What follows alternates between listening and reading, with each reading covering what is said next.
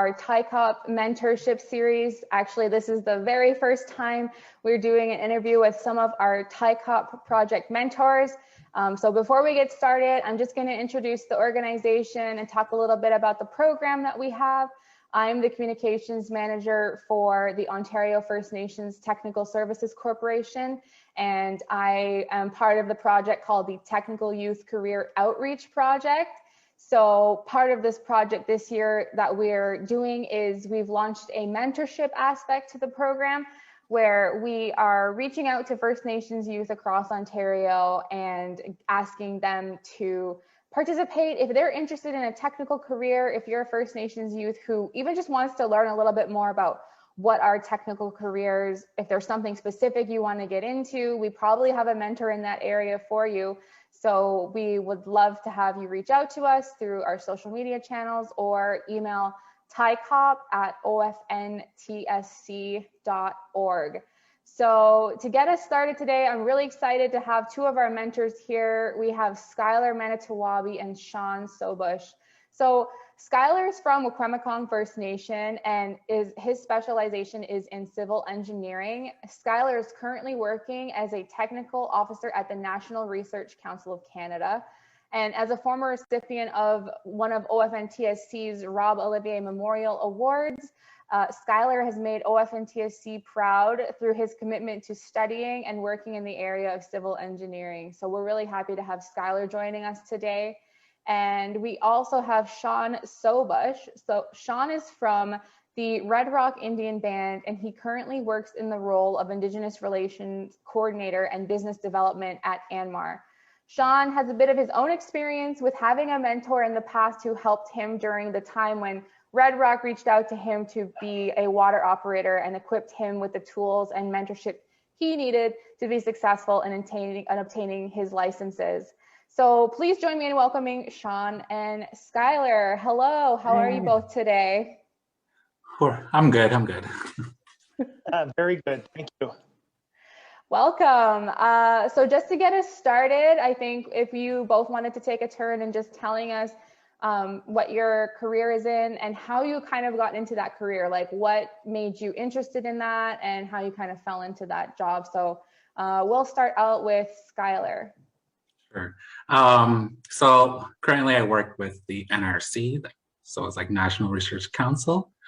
So basically my job title is a technical officer. So basically the gist of what I do is I just break stuff for research and development. Yeah, just like I work in a lab space. I'm always like working in a lab, and it's pretty cool to see what you build and when you break it to see if it's good enough to put out into the society and to see if it's safe or not. And that's what I do. Awesome. Yeah. And Shawn, how did you get started in your role and how did that kind of lead into what you're doing today?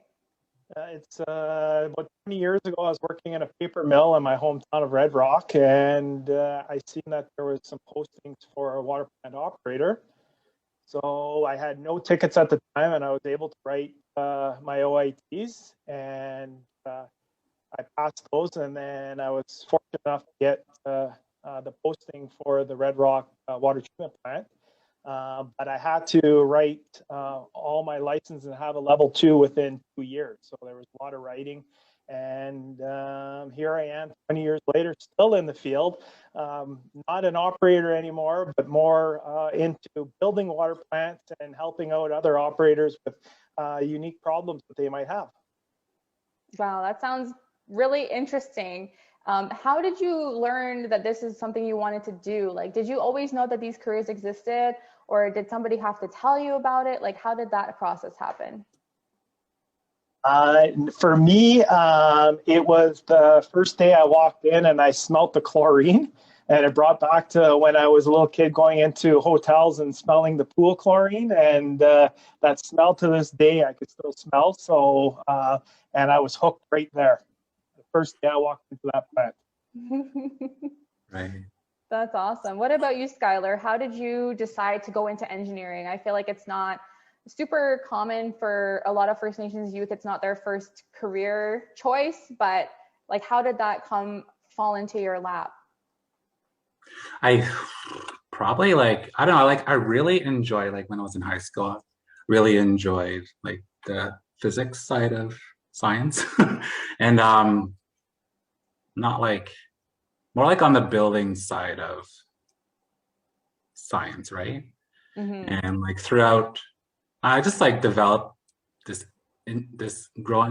continuing growing interest in like college and university. Just I just like really enjoyed what I learned and what I am still learning. So That's I just awesome. found it like, I don't know, for me, I found it like pretty easy to do, but most people are like, it's challenging. I don't know how you do that.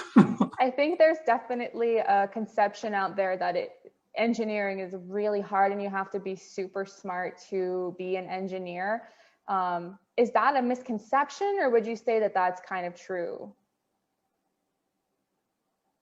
I would say it's yes and no. Like, yeah, you have to like learn. You have to be like somewhat intelligent to like understand. But like really it just comes down like to the very, very basics of the theories and the applications you learn, then you just build off of that. And once you have that solid basic knowledge, and the rest comes easy. And it's just like a lot of hard work and a lot of dedication too.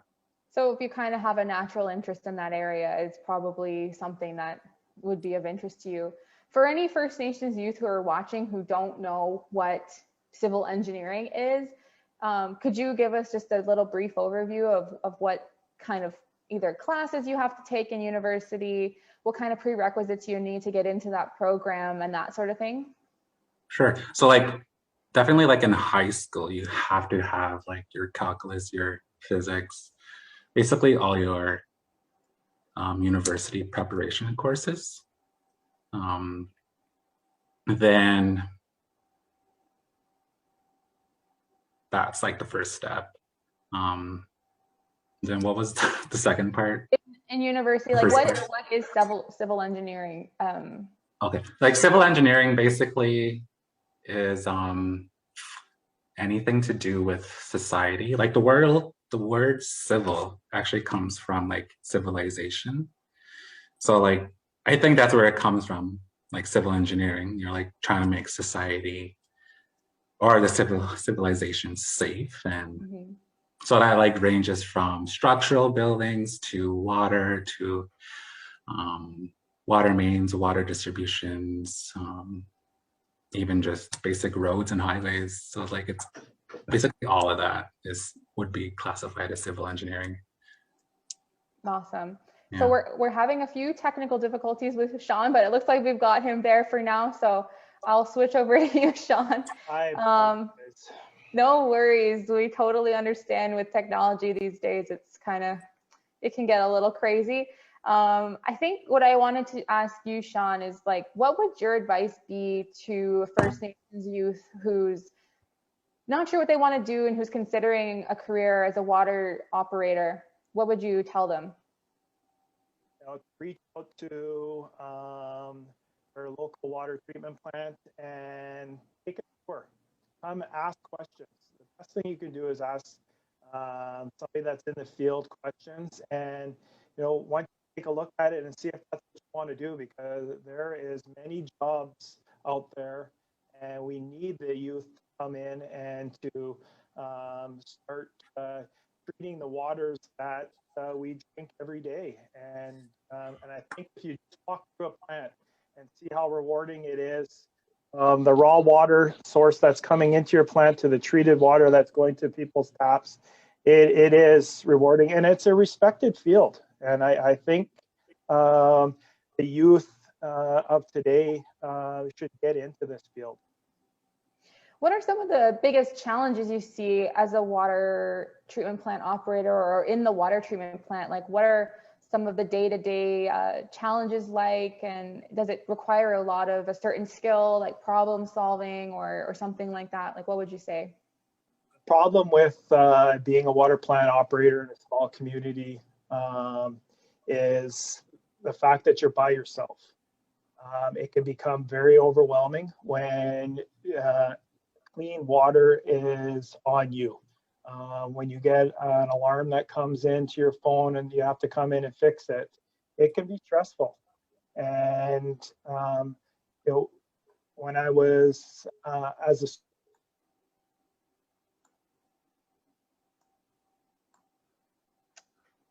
I think we may have lost your sound, Shawn.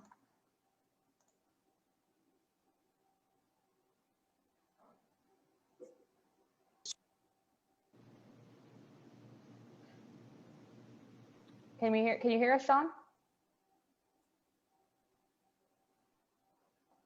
I think we may have lost Shawn for a quick second, but back over to you, Skylar.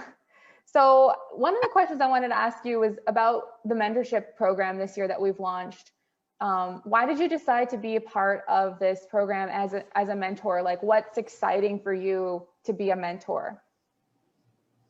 I think the most exciting for me, or like the interest I have to be a mentor, is just to like, I guess just to inspire like Indigenous youth to like pursue like a career in STEM or in a technical career field, right?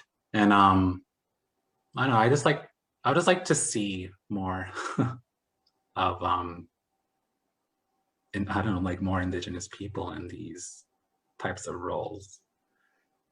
Following up on that question, did you have any mentors yourself who were really inspirational to you in your kind of education journey?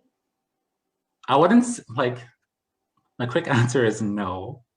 Like no one like in a professional sense, but just like more on my family sides. Right, like in like a formal capacity, like kind of like this program, you didn't really have access to something like that. Yeah, Would something like this program, would that have been something that you would have been interested in as a youth? I would think so. There was like a time where I like took a year to figure out, and I think if like this type of programming did exist, I would probably get some guidance on what to do and here are my interests and what should I do with this. Yeah, that's one of the things about our program is we are hoping to enable First Nations youth to kind of try out or at least see and learn more about a variety of technical careers that exist so that they kind of know, okay, this is definitely what I'm interested in, right? Kind of same question to you, Shawn, if we can, if your audio is back up, but what made you decide to be a mentor for this program? Well, when I first started, my very first boss guided me properly. He told me take no shortcuts. It might take longer, but in the end, it's done right. And then when I became a supervisor or of the water plants, I had a same type of boss that just told me to do things the right way. And you know what? Sometimes people aren't going to like what you have to say, but if you stick to what you're doing properly, you won't have any problems. So I want to be able to tell people the same thing. And sometimes they just need a little birdie in their ear to say, hey, this is what we need. I'm looking for a little bit of help and guidance. So I think if I can, if I say a whole paragraph to somebody and they only get one sentence out of it, good enough. Like that's, I think, important. For sure. And so I know that you had mentioned yourself that you had a kind of mentor, somebody who helped you early on in your career path. What would you say is like the value of mentorship and having that relationship, both from the perspective of the mentor and the mentee? I think it's extremely important for the both to work together and learn from each other, right?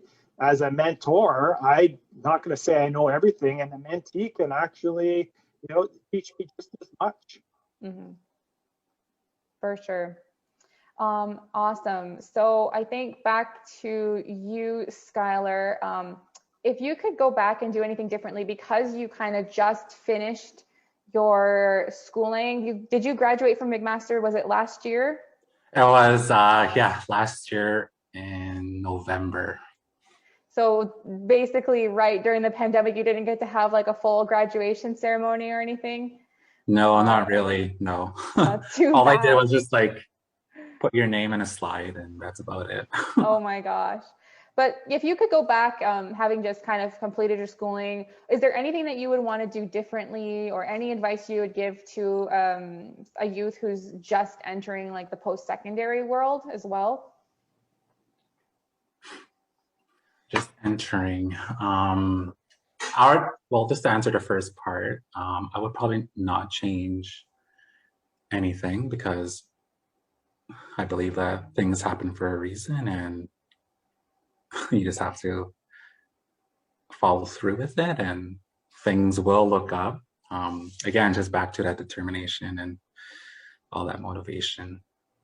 And then for just a youth entering into post-secondary, I would say that, yeah, you will get overwhelmed, but there are ways to manage that stress and that overwhelming feeling. Mm-hmm. And you don't have to like, because like it took me like 5 years to finish my schooling, right? And like it varies to person and what is going through your life, basically. So like you don't have to like finish your schooling in like that set time. You can take longer if you want to. Like again, that like helps you grasp the information more. And yeah, that's what I would say. Yeah, I think that's important to that you mentioned, not to feel like you have to get it done in a certain time. I think a lot of times First Nations youth have other kind of pressing matters and obligations to their families and that sort of thing. So if you need to take longer time to complete your program, like I think that's totally fine too, for sure. Yeah. I had a question for both of you, and I'm not sure how this, I'm not a technical career person myself. I'm in communications. But for both of you, like Skylar's in civil engineering and Shawn, you're in the water operations, water treatment plant. How do those two careers intersect, or do they? Oh, absolutely, they do. I rely on engineers daily to guide us on when we're building infrastructure, anything on the distribution system. They are the glue that holds us together for sure. Mm. Skylar, do you have anything to add? No, I would agree with Shawn. Yeah, that's really interesting, because I think just as I've been learning a lot about more of these careers, it's kind of dawned on me that a lot of them are kind of related. So, like for housing inspectors or just like building inspectors, to make sure the building is safe, that is, they need to go into the water plant and inspect or whatever, make sure everything is safe for the operators and that sort of thing. And the engineers can design and build the water treatment plant. So it's like there's so many different careers that are all related. Mm-hmm. I guess just another question that I have for you, Skylar. I know we kind of are dropping Shawn every now and then, but what's your favorite part of your job that you're currently in right now? Can you tell us a little bit about what you do day to day at the, what was it here? The National NRC. Research Council? Yeah. Can you tell us what you do day to day? Sure. I won't get into like specifics, but what I do is basically, so we make these samples, mostly with construction materials. So we have your concrete, we have your steel, we have your wood, but mostly I'm focused, and we have our asphalts. My, I guess, area would be in the concrete, and like a couple of asphalts. So like we make samples and like we try to figure out the innovation, like to like better the product, the better like this construction materials. And like since the world is ever so changing, like there's always a new factor we have to consider as well. So yeah, that's what I basically do. We make the samples and we break them. And So it's like a lot of testing the material. it's like a lot of testing, yeah. Yeah. So well, people like smashing stuff and breaking things, then that might be a good. It's more like a more physical testing materials kind of technician kind of job. Nice. It's like we have like several labs and it's pretty fun to work in. So you have actual labs, physical labs where do you have to wear like the goggles and the coat and everything? Like, the coat, we have lab coats, we have our hard hats, we have our PPE with our eyes and work boots and everything. Yeah, it's fun and awesome. Like it's like really hands-on too. And like perfect, hands-on. So if somebody's interested in working with their hands, then that might be an interesting job for them. Shawn, I know you're currently the Indigenous Relations Coordinator and Business Development at ANMAR. Can you tell us a bit more about what you do? Are you still working in the water plants and stuff like that? Yeah, so I receive calls from for problems with their water plants or any infrastructure that might be being built. But right now, currently working hard with the Red Rock Indian Band and BNA First Nation on signing some joint ventures for the upcoming mining adventures that are happening in the north right now. So that takes up quite a bit of my day. I'm talking to EDO officers, chief of council. So, you know, it's rewarding. It does move sometimes at a glacier pace. Not anybody's fault, but it's just with this time of COVID, it's a little harder to meet. Awesome. And then I think just to kind of wrap us up here, I think we're nearing to the end of our time, but just I guess generally from both of you, what would be your best or biggest advice to Indigenous youth who are not sure what they want to do, who are considering a technical career or just any post-secondary pathway? What would you tell them? Be passionate, be a sponge, learn, ask questions, use the internet, talk to different people. That's what you know, I have two boys that are 15 and 17 that you know, I want them to get involved. So, you know, I have a personal connection with that. So I sure hope that you.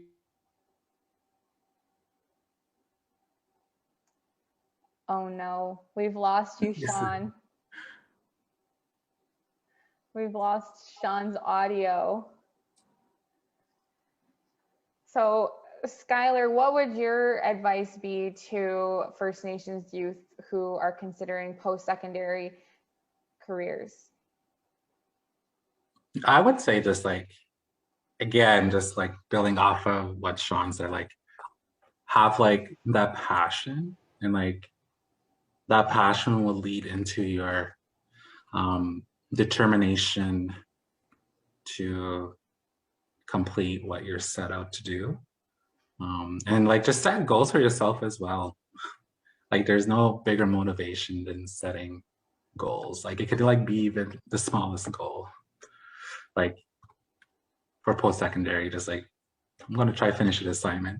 That's like the smallest of goals that can lead to like bigger and bigger accomplishments. And again, just like always reach out for help and yeah, just utilize the internet a lot too, like what Shawn was saying. Mm-hmm.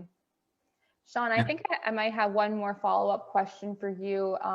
In terms of technical careers, when we say technical careers, we're talking about water treatment operators, engineers, housing inspectors, fire and safety, mining, welding, all these kinds of things. Do you see in your community a need for those careers, and how easy would it be for somebody who graduates from a post-secondary program to get a job after they graduate in their community? Yeah, there's going to be a huge need for trades coming up, water plant operators. And there's many websites out there that you can look for careers. You know, and not only that, factors in the school, your guidance counselors, you know, they know where to get the jobs or where to look, and you know, even ask people like ourselves where to get it. But you know, in the especially where I'm from, mining is becoming a big part of people's lives, and there's going to be an opportunity for a lot of people to get into that field. Mm-hmm. Skylar, are you seeing anything similar in your home community of Wiki? Like, are you seeing a need for these careers? Is there a demand? What's your take on the need for technical careers for First Nations? I really do see a need at Wiki, because again, like everything is growing and Wiki is growing too, and we need like the infrastructure to sustain the community members, like just new housing, and just supplying that house with the proper building materials and just connecting them up to our water distribution systems, and just, yeah, just like basically upgrade Wiki, and just with all the housing problems and I think that's, yeah, I agree. One of the things I think a lot of people don't realize is that we need all of these careers to have our communities flourishing the way that we want them to. Dean, I know Dean's our moderator here. He's helping us out. Dean, are there any other questions out there, or are you seeing anything?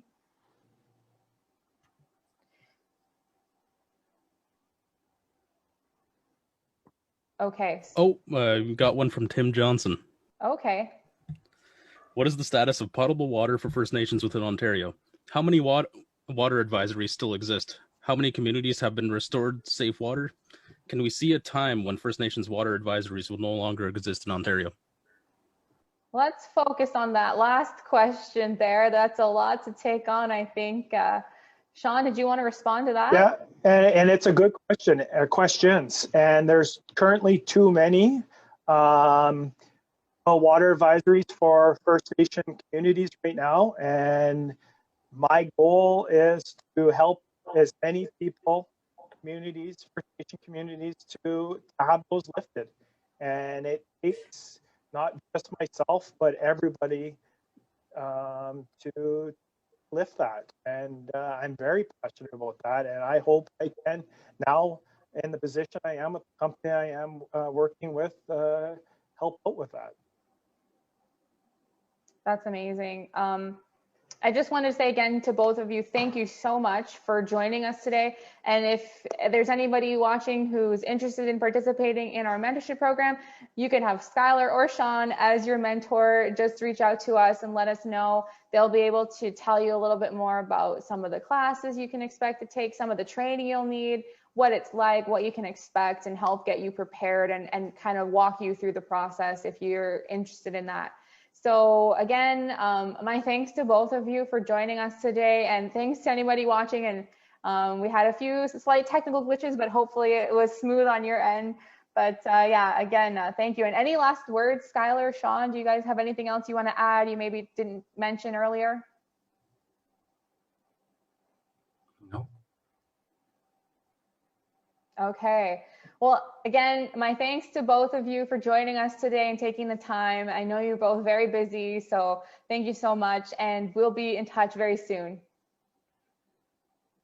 Bye. Thank Take you. care. Bye-bye.